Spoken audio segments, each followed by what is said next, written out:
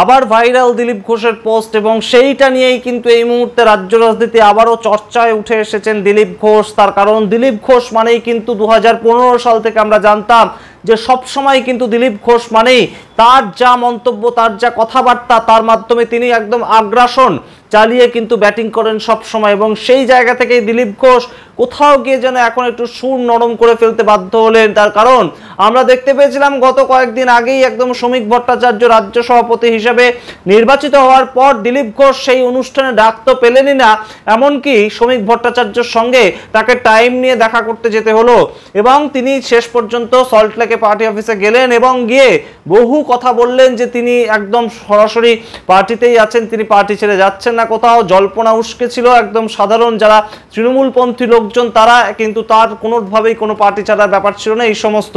কিন্তু তার দুদিন পরেই আমরা দেখলাম যে একদম সরাসরি দিল্লিতে বসে এই মুহূর্তে দিল্লি থেকে একটা পোস্ট করলেন দিলীপ ঘোষ। এবং দিলীপ ঘোষ এই মুহূর্তে যে পোস্ট করেছেন তাতে আবারও কিন্তু আদি বিজেপি এবং নব্য বিজেপি সেই একটা বিতর্ক আবার দানা বেঁধেছে। তার কারণ পোস্ট আপনারা দেখতে পাচ্ছেন, দিলীপ ঘোষ প্রথমে লিখছেন কোট আনকোট, শুধু আমি নয় দলের সমস্ত পুরনো কর্মীরা আপনার সঙ্গে আছেন। একদম প্রথমেই এই কথা লেখা আছে, যেটা নিয়ে প্রথম বিতর্ক। আমরা আসছি বিতর্কে, কিন্তু তারপর তিনি লিখছেন সবার বিশ্বাস আপনার হাত ধরে আমরা নবান্নে পৌঁছবো।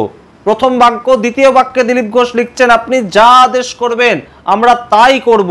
প্রতিটি বাক্যে আমরা কথাটা ইউজ করছেন। এবং তারপর দিলীপ ঘোষ লিখছেন আমি দলের একজন সাধারণ কর্মী, আপনার নেতৃত্বে লড়াই করতে আমরা তৈরি।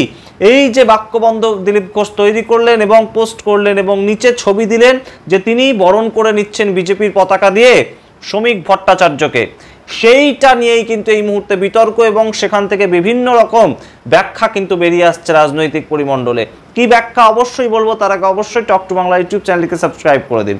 আসছি খবরে। আপনারা জানেন যে দিলীপ ঘোষ কিন্তু এই মুহূর্তে বেশ খানিকটা কোণঠাসা ছিলেন দীঘার জগন্নাথ মন্দিরে যাওয়ার পর থেকেই, এবং তার পরবর্তীতে তিনি একবারের জন্যও স্বীকার করেননি কিন্তু যে দীঘার জগন্নাথ মন্দিরে যাওয়াটা কোনোভাবে তার কাছে কোথাও একটা ভুল বার্তা যদি গিয়ে থাকে তাহলে তিনি ক্ষমা প্রার্থী, বা তার কাছে একটা ভুল হয়েছে তিনি ভুল বলে সেটাকে মনেই করেননি কখনো।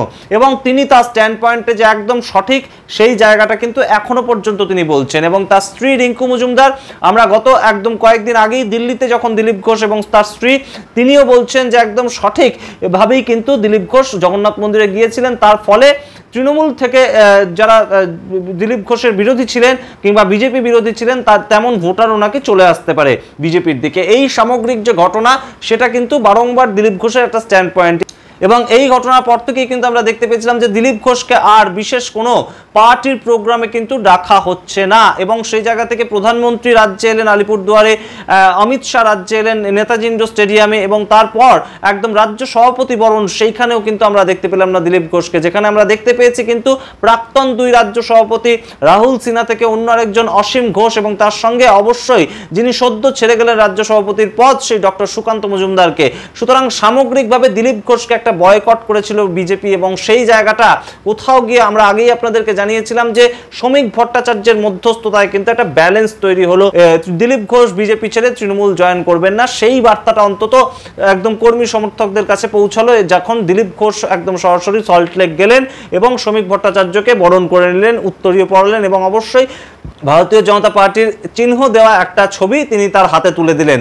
এর পরবর্তী দিনেই চলে গেছিলেন দিলীপ ঘোষ একদম সরাসরি দিল্লিতে। কিন্তু দিল্লিতে বিস্ফোরক পোস্ট করলেন দিলীপ ঘোষ, সেখান থেকে কিন্তু আবার একটা নতুন বিজেপি পুরনো বিজেপির দ্বন্দ্ব তৈরি হলো।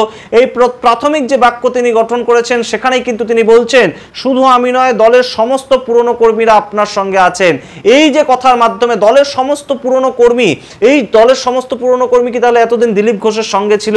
যারা বসে গিয়েছেন বারংবার, যাদেরকে নিয়ে বিতর্ক তৈরি হয়েছে যে তারা তৃণমূলেও যাবেন না, তারা বিজেপিতেও থাকবেন না, তারা একটা নতুন অল্টারনেটিভ রাজনৈতিক দল খোলার জন্য নাকি আইপ্যাকের সঙ্গে যোগাযোগ করেছে, তেমনও আমরা মিটিং এর খবর পেয়েছি। সল্টলেকে সেই মিটিং হয়েছে। সামগ্রিকভাবে তারা কি এবার তাহলে দিলীপ ঘোষের সঙ্গে যোগাযোগ রেখেছিলেন? এই প্রশ্ন কিন্তু উঠছে।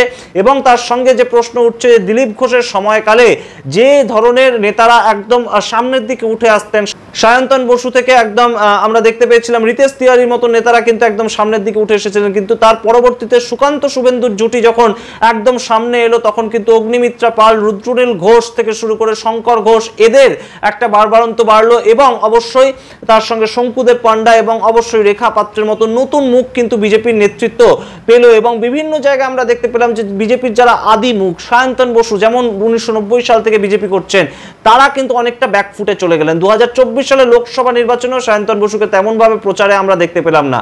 সুতরাং সামগ্রিকভাবে তারা কি কোথাও গিয়ে এই মুহূর্তে আবার দিলীপ ঘোষের সঙ্গে কথাবার্তা বলার মাধ্যমে শ্রমিক ভট্টাচার্যের সাথে থাকবেন, কিংবা শ্রমিক ভট্টাচার্য যেহেতু একজন পুরনো আরএসএস পন্থী লোক, তিনি একজন বিজেপির বহু বছর ধরে 80 সাল থেকে বিজেপি করছেন, তার সঙ্গে থাকতে চাইছেন এই দিলীপ ঘোষের সঙ্গে যারা এতদিন ধরে টাচে ছিলেন, কিংবা দিলীপ ঘোষের যে কোর টিমটা ছিল তারা, এই প্রশ্ন উঠছে যেমন এই পোস্টের মাধ্যমে, ঠিক তেমনভাবে আরেকটা প্রশ্ন উঠছে যে দিলীপ ঘোষ পরের প্যারাগ্রাফে লিখছেন যে আমি দলের একজন সাধারণ কর্মী হিসেবে থাকতে চাই। যে দিলীপ ঘোষ বারংবার একদম তিনি আত্মম্ভরিতায় বলেন যে তিনি দলটাকে তৈরি করেছেন, এবং অবশ্যই সেটা ঘটনায় একদম 2015 সালের আগে বিজেপির তেমন অস্তিত্ব পশ্চিমবঙ্গে কিন্তু দেখা যায়নি, অন্তত ইলেকট্রাল পলিটিক্সের প্রেক্ষিতে।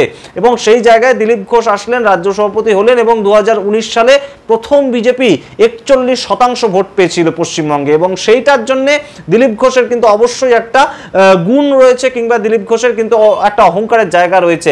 সেই দিলীপ ঘোষ হঠাৎ করে বলছেন তিনি একজন দলের সাধারণ কর্মী হিসেবে থাকতে চান। সেখানেই কিন্তু উঠছে প্রশ্ন যে দিলীপ ঘোষ হঠাৎ করে কেন এতটা সুর নরম করছেন।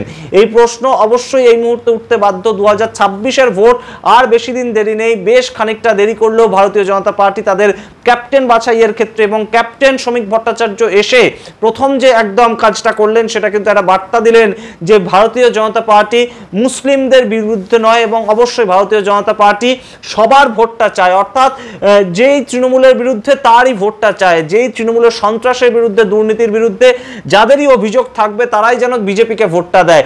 এই যে সামগ্রিকভাবে একটা অন্য স্ট্যান্ড, একটা নতুন বিজেপি গঠন করার চেষ্টা শ্রমিক ভট্টাচার্যের, যেটা শুভেন্দু অধিকারীর ন্যারেটিভের থেকে অনেকটা দূরত্বে, সেই ন্যারেটিভটার কাছাকাছি কোথাও এই মুহূর্তে দিলীপ ঘোষ দাঁড়িয়ে একটা কিন্তু স্ট্যান্ড পয়েন্ট, তার যে বক্তব্যটা সেটা কিন্তু তিনি বুঝিয়ে দিলেন যে শ্রমিক ভট্টাচার্যের যে বিজেপি, শ্রমিক ভট্টাচার্যের যে ন্যারেটিভ, তার সঙ্গেই দিলীপ ঘোষরা রয়েছেন, অর্থাৎ আদি বিজেপির লোকেরা রয়েছেন, এবং অবশ্যই তিনি একদম সাধারণ কর্মী হিসাবে একদম শ্রমিক ভট্টাচার্য যা বলবেন সেটাই তিনি করবেন। সঙ্গে যে প্রশ্নটা আরো তৈরি হচ্ছে যে আপনার কথাই শুনে আমরা চলবো, তাহলে কি তিনি শুভেন্দু অধিকারীকে নেতা হিসেবে মানছেন না, বিজেপির নেতা হিসেবে দিলীপ ঘোষ মানছেন না, সেই প্রশ্ন কিন্তু উঠতে বাধ্য। সুতরাং সামগ্রিকভাবে আপনাদের সামনে পুরো বিষয়টা রাখলাম। একটা মারাত্মক পোস্ট করেছেন দিলীপ ঘোষ, এবং সেই পোস্টের ভিত্তিতে কিন্তু এই মুহূর্তে পশ্চিমবঙ্গের রাজ্য রাজনীতি আরো আরেকবার চর্চার কেন্দ্রবিন্দুতে উঠে এসেছে দিলীপ ঘোষ।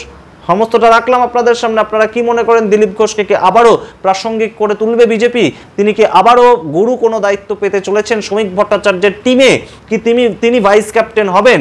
শ্রমিক ভট্টাচার্য যে স্ট্র্যাটেজিতে চলতে চাইছেন যে মুসলিম ভোট চাই, একদম বিরুদ্ধ বামপন্থী ভোট চাই, এবং তার সঙ্গে মমতা বিরোধী সমস্ত ভোট চাই, এবং তৃণমূলের মধ্যেও যারা এই বিভিন্ন যে দুর্নীতিগুলো সেগুলোর বিরুদ্ধে রয়েছেন তাদেরকেও আহ্বান জানাচ্ছেন শ্রমিক ভট্টাচার্য, সেই সমস্ত লাইনেই কি দিলীপ ঘোষকে পরবর্তীতে কথা বলতে দেখা যাবে? কি মনে করেন অবশ্যই কমেন্ট বক্সে কমেন্ট করে জানান। দেখতে থাকুন টক টু বাংলা।